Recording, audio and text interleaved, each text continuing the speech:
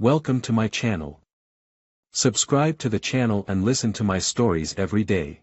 I remember watching her pack that Friday morning, meticulously folding her clothes, checking her suitcase with an efficiency I'd seen a dozen times before.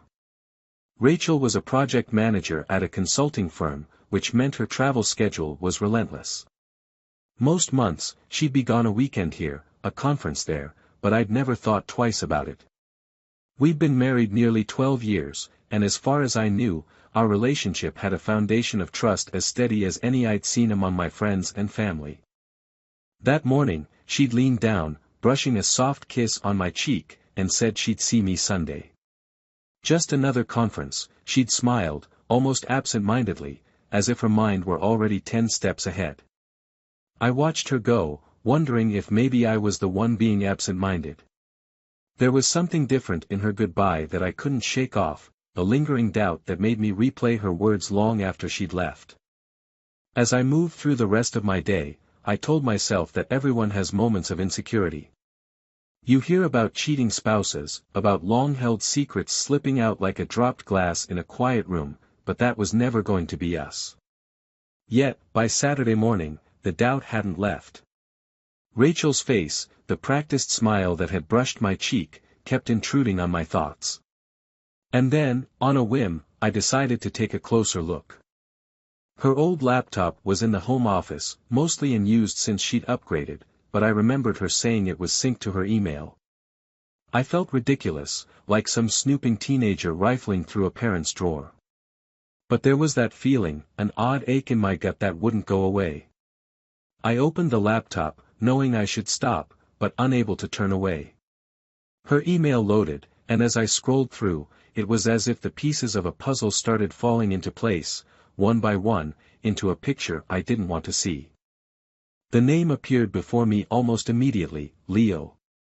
The emails were innocuous at first glance, but as I kept reading, there was an underlying familiarity, an intimacy that Rachel and I hadn't had in months, maybe even years. There were subtle phrases, playful banter, inside jokes I couldn't understand. And then, buried between a string of emails about conference schedules and meeting agendas, I found one I couldn't ignore. "Can't wait to see you this weekend," he'd written. "Counting down the hours, babe." My stomach clenched, my pulse a beat too fast as the realization hit. She wasn't at a conference. She wasn't working. She was with him, meeting him at some hotel, lying to me with a casual ease that left me cold. In that moment, I felt the weight of everything we'd built together hanging by a thread. The shared memories, the laughter, the quiet Sundays, all felt like a mockery of what she was doing. I sat there, frozen, unable to look away as my world splintered. I kept scrolling, reading the messages over and over, as if looking would somehow change the truth. But the words stayed the same, unflinching, and I knew there was no going back.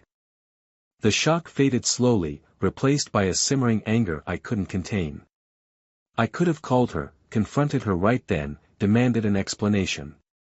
But as the day wore on, my anger turned cold, stealing into something more resolute. If Rachel wanted out, if she thought she could break the life we'd built without consequences, she was wrong. If she thought she could fool me with a few well-placed lies, I'd show her just how wrong she was. Instead of confronting her, I did something I'd never done before. I became methodical, gathering the pieces of her deceit like evidence in a case. I took screenshots of every email, saved every exchange between her and Leo, archiving every word she'd written with the kind of precision she'd always loved about me. There was a twisted satisfaction in it, in collecting the proof, seeing the story unfold in her own words. That night, I didn't sleep. I sat on the couch, staring at the laptop, at the betrayal laid bare before me. I kept picturing her face, her practiced smile as she leaned down to kiss me goodbye, her soft, "See you Sunday," echoing in my mind. She thought she had me fooled. She thought she'd covered her tracks. But I had it all now, and for the first time, I didn't feel powerless. By Sunday evening, when she walked through the door, suitcase in hand, I was ready. But I didn't confront her. I simply watched her, waiting to see if she'd falter, if there'd be a hint of guilt in her expression. But Rachel was good, better than I'd thought. She breezed through the door, dropping her bag with a practiced ease, giving me that same casual smile that felt like a slap in the face. "How was the conference?" I asked, barely able to keep the bitterness from my voice. "Long," she replied, rolling her eyes like she always did after these trips. "Same boring speakers. You'd have hated it." "Oh, I don't know," I replied lightly, a bitter smile tugging at my lips. "I think I would have found it enlightening. If she noticed anything amiss, she didn't show it. She moved through our home like nothing had changed, like she hadn't just spent a weekend with another man. And as I watched her, something in me hardened. The anger simmered beneath the surface, growing colder, sharper, until I knew that confronting her wasn't enough. No, if she wanted out, I'd give her exactly what she wanted, on my terms, and in my time. In the days that followed, I made my preparations. I spoke to a lawyer, setting things in motion. There was a prenuptial agreement Rachel and I had drawn up years ago but never signed. I dug it out, studied it, and realized it could be the perfect foundation for what I was planning. My lawyer worked with me on drafting a new agreement, one that ensured Rachel would leave with exactly what she'd earned in this marriage, nothing. I moved carefully, methodically, transferring funds, closing joint accounts, shifting everything into my name without her noticing. She was too busy, too wrapped up in her secret life to pay attention to the finances. The irony wasn't lost on me. Rachel, the meticulous planner, was being outmaneuvered right under her nose. Weeks passed, and with each day, I found a new strength in myself.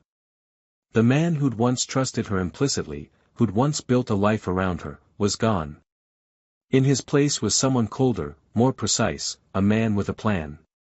Every time she kissed me goodbye, every time she came home with that practiced smile, I felt a quiet satisfaction. She didn't know it, but the game was over. Living with Rachel over the next few weeks was like playing a part in a movie I didn't remember signing up for. Every interaction, every moment with her was tainted with the knowledge of what she'd done. It was almost eerie how normal she acted, how easily she carried on with our daily routine, laughing at old jokes, cooking dinners, and planning weekends as if she hadn't betrayed me. Her ability to pretend made me realize something I hadn't fully understood before: she was a stranger to me. The woman I'd loved, the woman I'd planned my life around, was someone I no longer recognized. Maybe I'd never truly known her. That thought made it easier to keep going with my plan, to hold on to the cold, steady resolve I'd built up since discovering her secret. I had a few things left to finish before setting everything in motion. There were papers to sign, accounts to finalize, and a few meetings with my lawyer to confirm every detail of the agreement I'd have her sign. I wanted no loose ends, nothing that could give her any foothold in the life we'd built once everything unraveled. As for the house, I'd already made arrangements to transfer the deed into my name alone, just in case she thought she'd have a claim on it. This house was mine. She'd walk out with nothing but the clothes she'd packed for one of her fake trips. One evening, as I was working late in the office, she came in and sat on the edge of the desk, watching me with a smile. I tried to act natural, forced myself to match her gaze with a look that was neutral, maybe even a little detached. Her expression softened, and she tilted her head, reaching out to touch my arm. "You've been working so hard lately," she said, her voice low and smooth. "I miss you."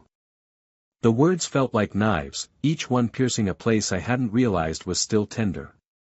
My first instinct was to pull away, to put as much distance as possible between us. But I managed a smile, allowing her hand to rest on mine, her fingers tracing small circles on my skin. I looked at her, letting the silence linger for a moment before speaking. "Yeah," I replied, doing my best to keep my voice even. "I guess I've just had a lot on my mind." She leaned in closer, brushing her lips against my neck in a way that would have once melted me. "Anything you want to talk about?" The nerve. I couldn't help but marvel at how smoothly she played her role, how convincingly she looked at me with those familiar eyes as if nothing had happened. I felt a surge of anger, but I swallowed it down, pulling my face into a mask of ease. "Nah," I said with a casual shrug. "Just the usual. You know how work gets." She laughed softly, giving my arm a playful squeeze. "You're always so serious. Try to relax a little, okay?" She smiled, standing up, and started to leave the room, glancing back over her shoulder with that same, practiced smile. "Let me know if you want to take a break." I nodded, watching her go, feeling the burn of her touch lingering on my skin long after she'd left. As soon as she was out of sight, I felt the anger bubble up again, the familiar rush that reminded me why I was doing this.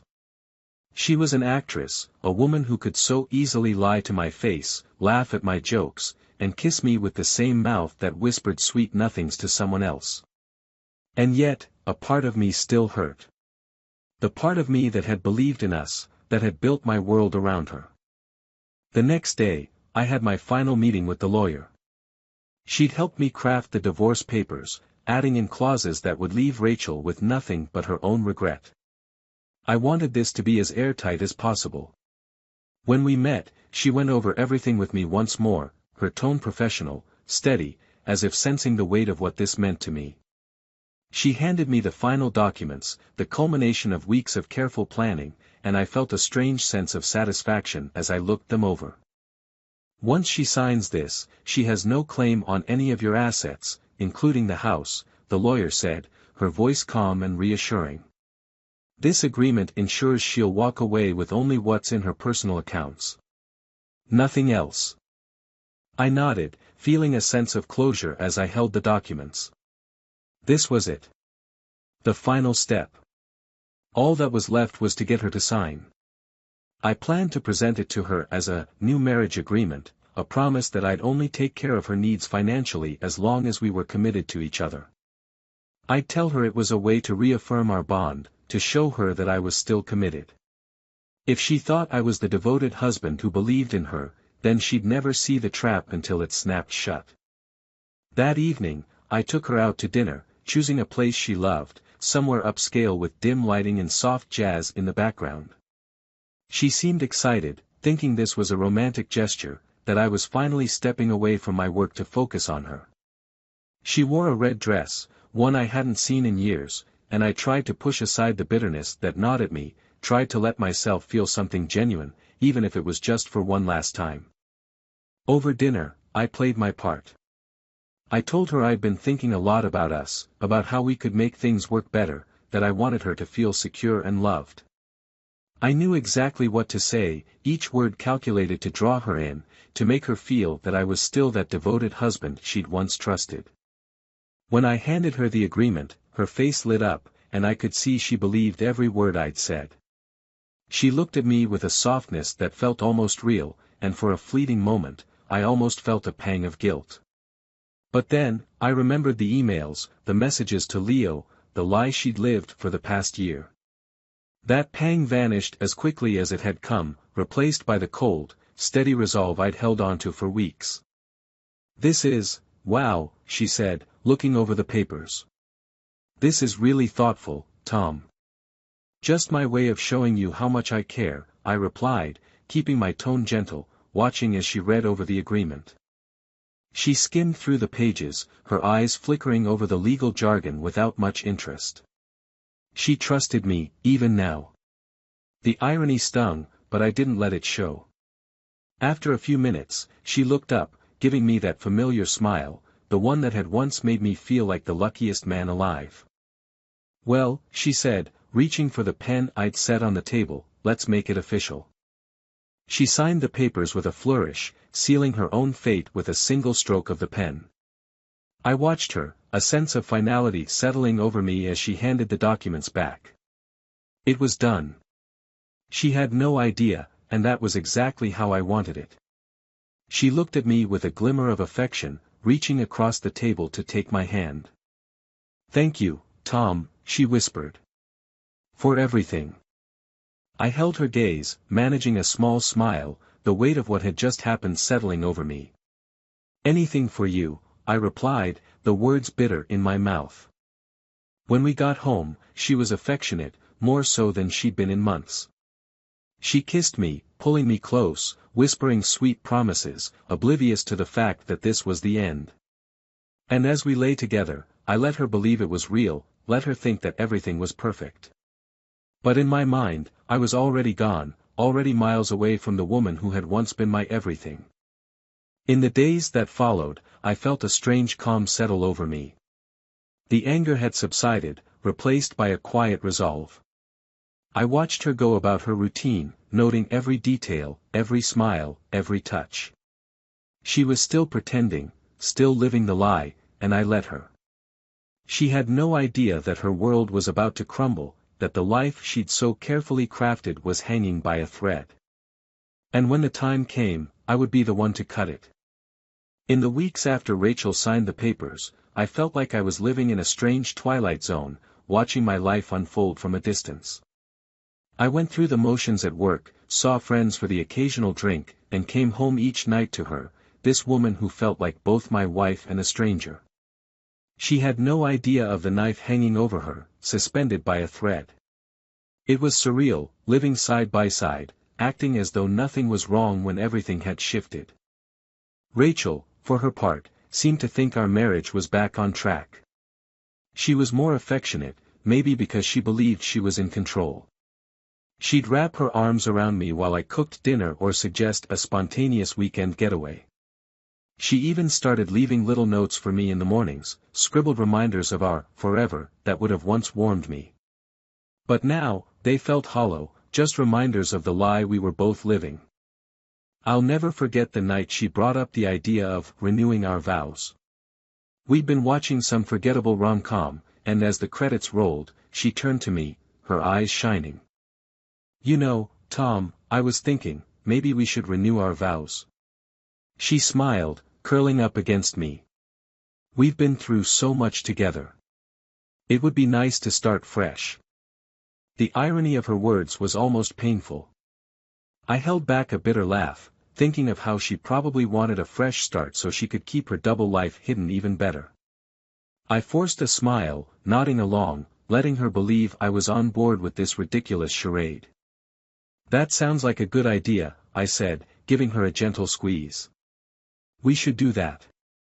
She beamed, oblivious, her head nestled against my shoulder. We sat like that for a while, her tracing lazy circles on my arm, me silently cataloguing every moment, every false promise. If she wanted a fresh start, I'd give her one, but not the one she imagined. The next day, I put the final piece of my plan in place. I was ready to end this, to bring her web of lies crashing down. I'd been meticulously preparing for this moment, setting everything up so that when she finally knew, it would hit her all at once, and she'd have no one to blame but herself. I gathered the documents, the screenshots, the emails, all the evidence of her affair that I'd collected.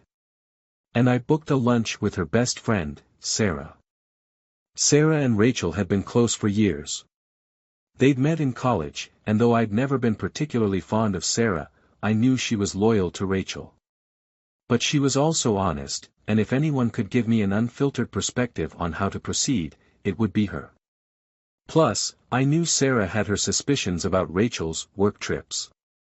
She'd once asked me if Rachel was really going to Chicago every time she said she was. I'd laughed it off then, but her question had lingered in my mind. We met at a quiet cafe, somewhere neither Rachel or her other friends would likely spot us.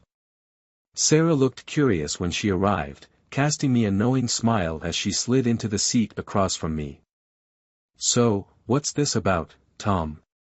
You don't usually invite me out for a chat, she said, her eyes narrowing slightly.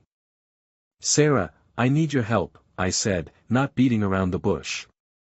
I need to talk to you about Rachel. She frowned, immediately on guard. Is something wrong? I took a deep breath, gathering the words I'd been rehearsing for days. I think you already know the answer to that, Sarah. Rachel hasn't been honest with me. I found out she's been seeing someone else. Her face fell, the warmth draining from her eyes as she looked at me, shock slowly turning to a pained understanding. Tom. I didn't know for sure. I suspected something was off, but I never thought she'd actually. She did, I confirmed, pulling out the folder I'd brought, filled with emails, messages, everything I'd gathered over the past month. I slid it across the table, and Sarah hesitated before taking it. She opened the folder, flipping through the pages, her face tightening with each new piece of evidence. When she looked up, her eyes were glassy, hurt shining through as if she, too, had been betrayed. How long have you known? A few months, I replied, keeping my voice low. I didn't want to believe it at first. But then I realized, I needed to be smart about this. If she wanted to live a lie, I was going to make sure she paid for it. Sarah's expression shifted, a spark of anger flashing in her eyes. I can't believe she'd do this to you, to both of you. You were good to her, Tom. She didn't deserve that. I nodded, feeling a strange sense of validation hearing it from someone else. I know. And now, I need your help to end it. I'm going to tell her everything. I want her to see what she's done, to face the truth with no way to lie her way out of it. Sarah nodded, her face set with a resolve that mirrored my own. I'll be there for you, Tom. Whatever you need. The next day, I made sure Rachel found my final gift waiting on the dining room table.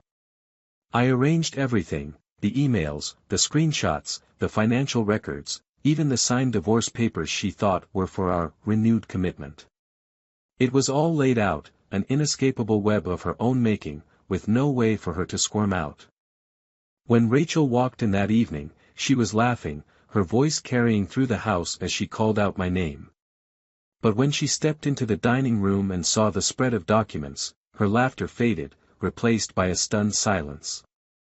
She looked at me, confusion clouding her face. Tom, what is all this?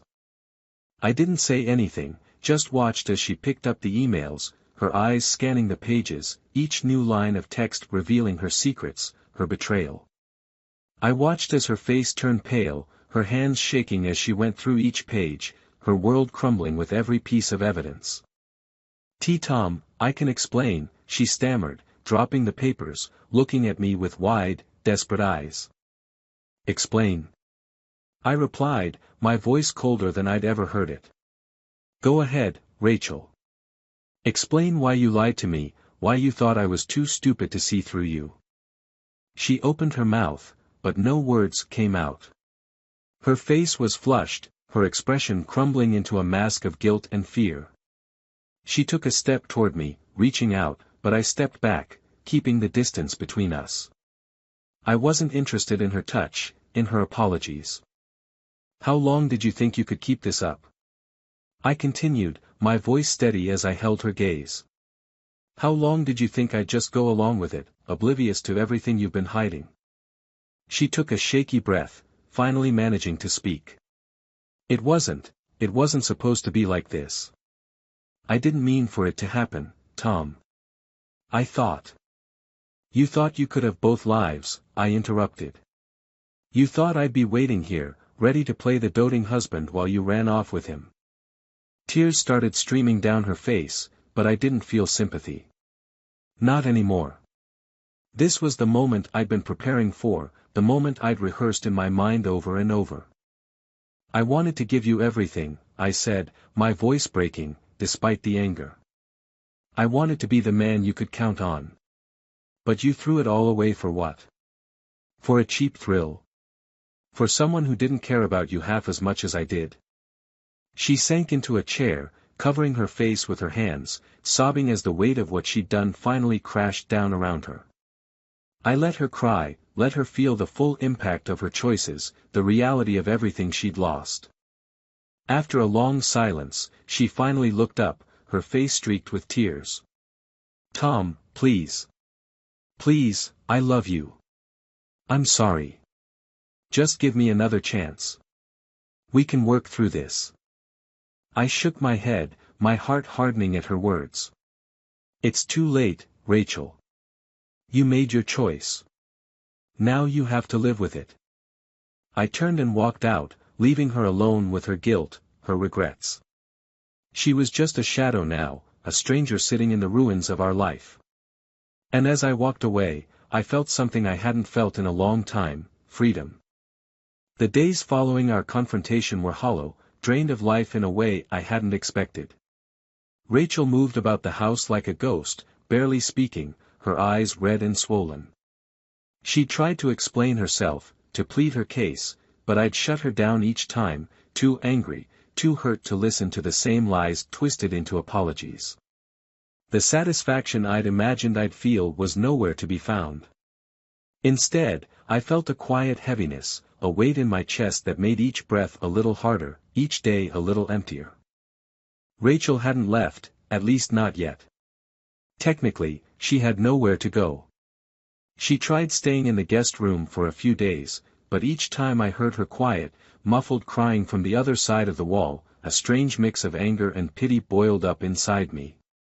Every time she'd reach out, asking if I could at least talk to her, all I'd managed were bitter replies, reminding her of what she'd done. My heart felt broken beyond repair, yet I couldn't look away, couldn't fully push her out. Then one evening, just when I thought the silent routines might stretch on forever, she broke down entirely. I came home to find her standing in the living room, clutching an envelope, her hands shaking. "Tom," she said, her voice raw and ragged. "Please, can we talk?" The anger flared up, a spark I'd thought was cooling down, reigniting when I saw the same woman who'd lied to me for so long, now trembling as if she were the victim. But there was something in her eyes this time, something that cut through my walls. "Fine," I replied, keeping my voice even. "Say what you need to say." She took a deep breath, and for a moment, I thought she might change her mind. But then she started talking, her words stumbling out in fragments, raw and vulnerable in a way I hadn't seen in years. "It was a mistake, Tom. All of it," she whispered, her voice thick with regret. I thought I could have it all. That I could keep the life we had while living in some fantasy. I was selfish. And it's all come crashing down around me." I stood silent, arms crossed, letting her words fall like stones between us. She looked down at the envelope, turning it over in her hands, then looked back up at me, her eyes pleading. This is all I have left," she said, pressing the envelope toward me. "I don't expect you to forgive me. I need you to understand." I took the envelope, feeling its weight in my hands. It was thicker than I'd expected, filled with what felt like multiple pages. I hesitated, glancing at her once more, then opened it. Inside were handwritten pages, letters that looked like they'd been written over months. Some were dated from long ago, others more recent. Each letter felt intimate, like a glimpse into her inner life that I hadn't seen in years. "I wrote those, for you," she said softly, her voice breaking. "I started writing them when I realized what I was doing, but I was too ashamed to stop, too scared to admit that I was losing everything I'd ever loved." I read through the first few lines, feeling my throat tighten as I realized what she'd written: apologies, confessions, regrets. Letters meant to tell me the truth, but never sent, piling up as she tried to reconcile the two lives she'd created. "Why?" I finally managed, my voice barely more than a whisper. "Why didn't you just tell me?" She looked down, a single tear tracing a line down her cheek. "I was a coward, Tom. I didn't know how to face you, to face the life I'd destroyed. I thought maybe if I just kept pretending, things would work themselves out. But they didn't. And now." Her words trailed off, leaving a silence that felt more painful than any argument. I looked back at the letters, a slow, sinking realization settling over me. I had wanted revenge, to hurt her like she'd hurt me, to make her see the consequences of her choices. But now, all I saw was a woman who was as broken as I was, trapped by her own mistakes, by the life she tried to preserve and ruin at the same time. "Rachel," I started, my voice softening against my will. "Why did you stay? Why didn't you leave when I gave you the papers?" She looked up, meeting my eyes with a desperation I couldn't ignore. Because, I didn't want to lose you, Tom. Even after everything I did, I couldn't bear the thought of walking away without trying, without hoping that maybe, just maybe, there was something left to save. We stood there, the weight of years between us, the silence growing unbearable. Part of me wanted to tell her to leave, to go and never come back. But another part, a quieter, stubborn part, couldn't let go. The anger had dulled, replaced by a hollow ache, a weariness I couldn't shake. I didn't want to live with the pain, the betrayal, but I didn't know how to live without her either. I took a deep breath, the words forming slowly, reluctantly. Maybe we should try to work through this. For the both of us. But it's going to take time, Rachel. A lot of time. Her eyes widened, hope flickering briefly, though I could see she was hesitant, uncertain. She took a step closer, her voice trembling. Thank you, Tom. I know I don't deserve this, but I'll do anything to make it right. We both knew the journey ahead wouldn't be easy, that we were stepping into an uncertain future with scars that might never fully heal. But it felt like a beginning, however fragile, a chance to find something real beneath the wreckage. In the following weeks, we began the slow, painful process of rebuilding. There were arguments, long silences, and nights when I questioned if it was worth it. But each time, she'd meet me with honesty, with a willingness to face her mistakes, and I found myself holding on, hoping that maybe we could find something true amid the ruins. One quiet evening, as we sat on the porch, sipping tea under the stars, she took my hand, her touch tentative, her voice barely above a whisper. I love you, Tom. I'm sorry it took losing you to realize how much. I didn't answer right away, letting her words hang in the air. But finally, I squeezed her hand, the faintest glimmer of forgiveness beginning to surface. I didn't know if I could ever fully trust her again, but for the first time in months, I felt the weight start to lift. And then, a few days later, everything changed. I was at work, going through emails, when the phone rang. The voice on the other end was unfamiliar, shaky, struggling to hold it together. Mr. Miller, she asked, barely above a whisper. I'm calling from Mercy General Hospital. Your wife, Rachel, there's been an accident. The words crashed over me, leaving me numb, paralyzed. I barely remember the drive to the hospital, the fluorescent halls, the sterile smell that seemed to cling to the walls. When I finally reached her room, the doctor took me aside, his voice heavy with sympathy.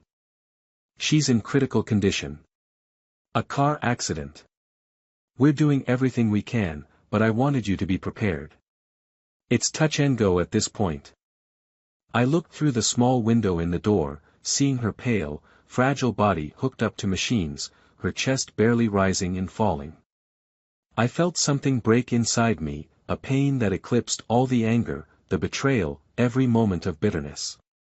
She was slipping away, and I hadn't even told her that I still loved her, that despite everything, I wanted her to stay, to fight. For hours, I sat beside her, holding her hand, whispering words of encouragement, of love, promising her that we'd make it through. I told her I forgave her, that I was sorry for not saying it sooner. I prayed, pleaded, willing her to wake up, to give us one more chance. But in the early hours of the morning, her grip on my hand weakened, her breath slowed, and then, she was gone. In that silent room, I felt the weight of every choice, every word left unsaid, crushing down on me. She was gone, and with her, all the what-ifs, all the chances to rebuild, to make things right. The woman I'd loved, hated, forgiven, and lost was gone, leaving me with only memories and regrets. I went home that morning to an empty house, her letters still lying on the table. And in the quiet, I finally let myself cry, mourning the life we could have had, the love we'd lost, and the final, unspoken goodbye.